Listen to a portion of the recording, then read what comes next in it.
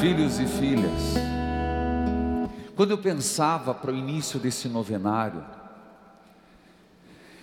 eu pensava na Mãe de Guadalupe, eu pensava em Nossa Senhora e nos grandes sinais. Nossa Senhora de Guadalupe, como disse Bento XVI, ainda vivo, quando visitou, disse: eis, aqui sim, temos um sinal indiscutível da presença de Deus na terra. E é verdade. Se você parar para pensar, Lourdes, existe a água. Se você vai a Fátima, tem os pastorinhos. Mas se você vai a Guadalupe, você vê uma relíquia do céu. Assim dizia um pregador no dia 12 de dezembro, pregando no México: a estampa de Nossa Senhora de Guadalupe é uma relíquia do céu, estampada, impressa, que provoca a curiosidade, a ciência, mas o maior objetivo é provocar a nossa fé. E quanto mais se estuda o fenômeno, quanto mais se aprofunda para ver os sinais da Mãe de Guadalupe, mais temos que nos render ao divino. E um dos aspectos que me toca, dentre tantos, é o olhar de Nossa Senhora de Guadalupe. Impressionante como nós somos homens e mulheres de uma fé pequena, para não dizer um tanto medíocre. Precisam os cientistas ir lá fazerem estudos, precisa ir à NASA, e foi, para fazer uma ampliação enorme do olho de Nossa Senhora, e o fizeram. E na pupila da Mãe de Guadalupe, estampado está Juanito, o índio Juan Diego, e atrás da estampa está o bispo. Dizem que quando se morre, aquilo que você vê por último fica na retina. Mas é impressionante que Nossa Senhora, no olhar dela, é vivo e permanece até hoje na estampa, até hoje, milagrosamente, a imagem do índio e do bispo. Por isso meu coração ficou pensando que nós deveríamos nos colocar nessa pupila, que nós deveríamos, nós que temos a pupila tão sensível, e tem textos bíblicos: defendei-me como a pupila dos teus olhos, ó Deus. Quantas vezes a gente, basta um cílio virar, incomoda demais. Como o olho é sensível, como o olho é importante, como o olho nos é precioso, imagina o de Nossa Senhora. Por isso, o apelo de hoje, quando vocês trouxeram as rosas, cada um na sua criatividade, cada um do seu jeito, não importa, que ninguém é para botar reparo em nada. E não é só hoje, serão 9 semanas a começar de hoje. E eu tenho certeza que vai ser pequeno espaço para tamanha roseira. O que nós vamos pedir? Mãe, na pupila dos teus olhos, junto com Juan Diego, do bispo, eu deixo minha família, eu deixo minha causa familiar. É por isso que eu digo, não peça pouco não Não peça coisas efêmeras. Todos nós na família temos uma dor, um câncer. Ô padre, não fala essa palavra. Quando eu falo a palavra câncer, é doída. Ontem, eu confesso, até comentei à noite, conversando com o nosso arcebispo, quando eu saí da presidência da missa, eu fui da unção dos enfermos. Quem estava aqui viu, perfilados, inúmeras pessoas, e eu perguntava: seu nome, sua enfermidade, câncer. Seu nome, sua enfermidade, câncer. Seu nome, sua enfermidade, câncer. Se não me falha a memória, foram uns 5, 6. Digo isso, meus irmãos, porque sem dúvida, as nossas enfermidades físicas, e digo quem está em casa, seja nas santas chagas de Jesus, seja nos olhos da mãe, na pupila dos olhos de Nossa Senhora, coloque a sua enfermidade. Foi assim que Juanito, San Juan Diego, agiu, colocando diante de Nossa Senhora a enfermidade do tio, e ela curou, a tal ponto de dizer: Juanito, você está preocupado com o quê? Não está aqui eu que sou tua mãe? É a resposta que Deus está te dando. Mas quando eu falo a palavra câncer, eu estou falando de outros tubérculos, de outras feridas. Toda família tem aquela parte podre, um pouco mais, um pouco menos, umas feridas já fétidas, outras guardadas, e não adianta esconder. De Deus não é para se esconder de Deus, é dizer: Senhor, existe essa parte que precisa ser curada, existe essa parte que me é até motivo de vergonha, mas eu peço, mãe, peça a teu Deus que cure esse alcoolismo. Eu peço, Deus, por intercessão da mãe, Nossa Senhora, que cure essa situação de drogas. Eu peço, mãe, peça a Jesus que cure essa situação de traição. Eu peço, mãe, suplique a Jesus que tire essa situação de desemprego, de crise financeira. No rádio hoje, gosto de televisão, mas rádio é algo impressionante. Um filho de Deus e Salvador, sofrimento, e rezo, trago ele em oração, mas ele dizia, tomou a decisão errada de pedir a separação, está 1 ano separado, a mulher quis voltar, mas foram 5 anos minando o matrimônio. E eu dizia para ele: cuidado, filho, o sentimento de amor e ódio tem a mesma raiz.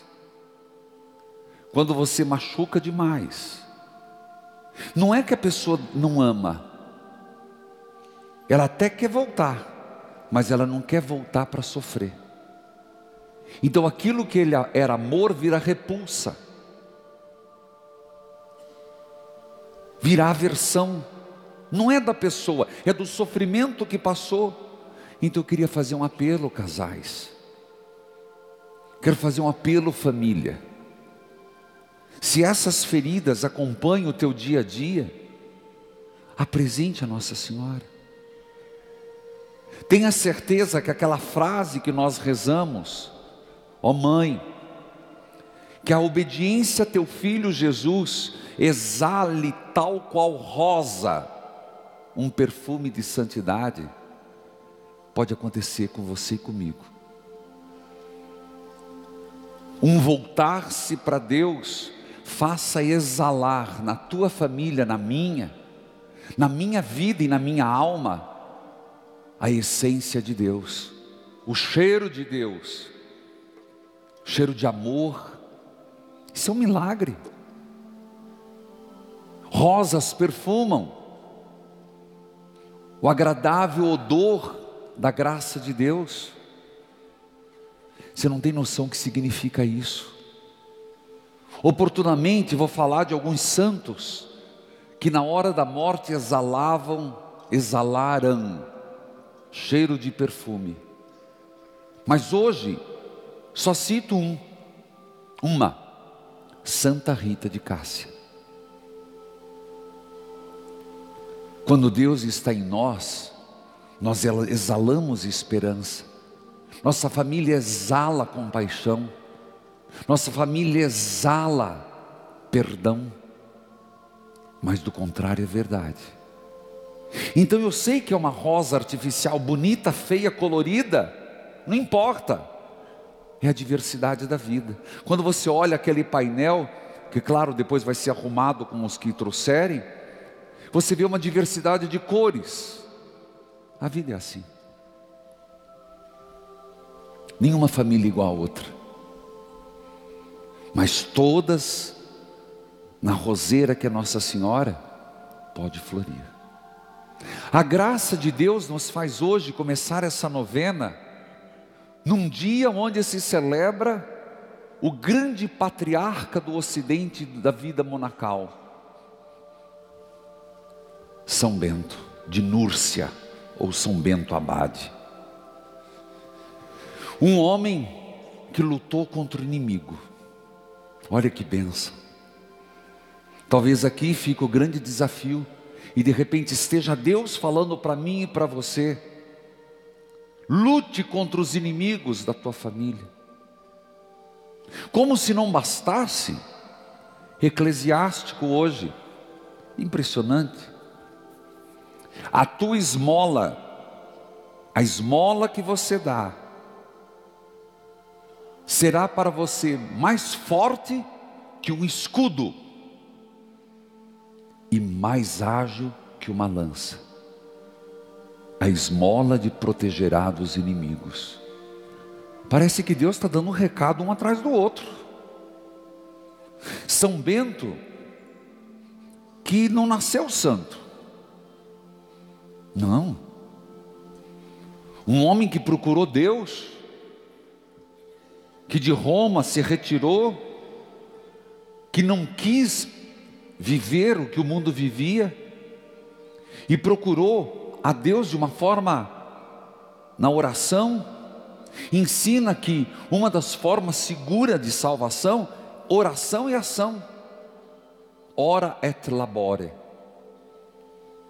Dizendo para nós que no nosso jeito simples de viver, na oração e no trabalho, nós podemos nos santificar.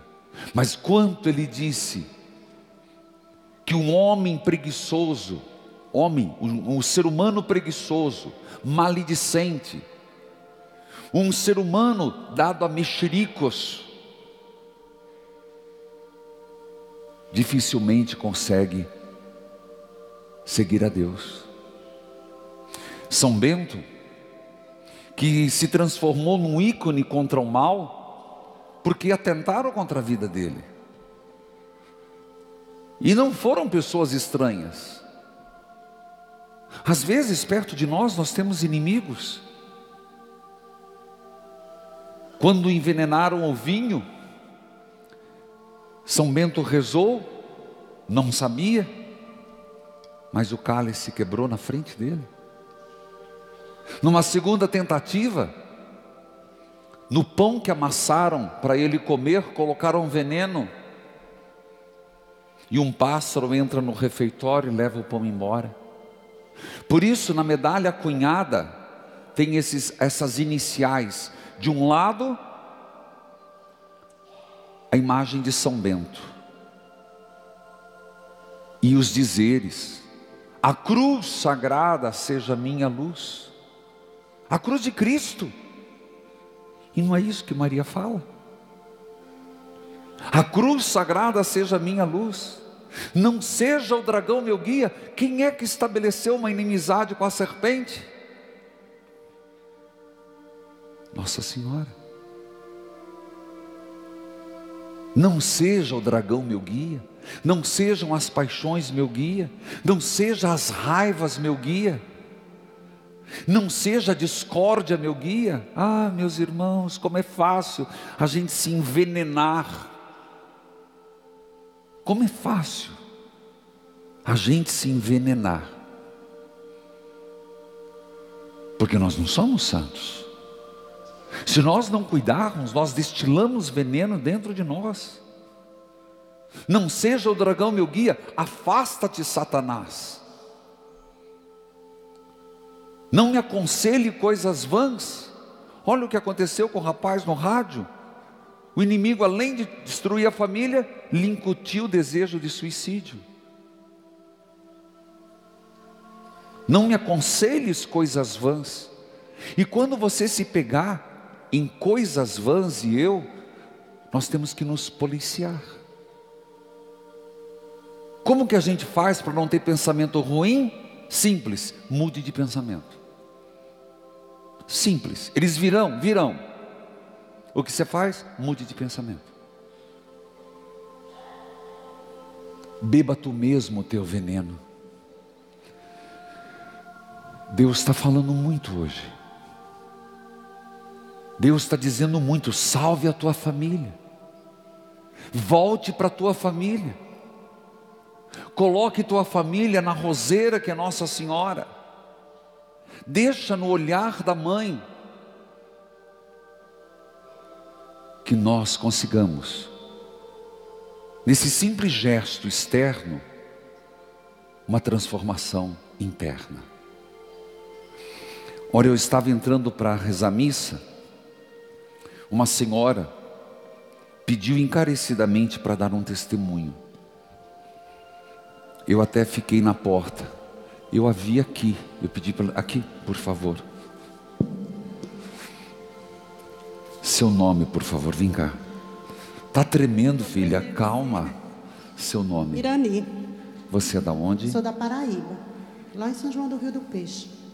Qual o seu testemunho? Meu testemunho é que em janeiro, como meu pai é cadeirante, em janeiro um dos meus irmãos ligou para a gente ajeitar, para mandar uma das minhas irmãs ir embora para Paraíba para ajudar a cuidar do meu pai, que a filha que está em casa sozinha não estava dando conta. E a que mora em São Paulo falou que primeiro ia fazer uns exames, pois ela estava com o corpo cheio de ferida. E daí a gente já ficou apreensivo. E lembro que entre 20 de fevereiro a 25, eu escutando a novena do Padre Reginaldo, um senhor deu um testemunho da água benta, de um caroço que ele tinha no pé e era para fazer a novena, fazer a cirurgia. E ele falando que o padre tinha falado: filho, larga a mão de ser teimoso, lava esse pé com água benta. E eu tomei posse naquela hora e falei que aquela água benta seria para curar as feridas da minha irmã. E ela, sendo evangélica, no momento eu mandei a mensagem para ela.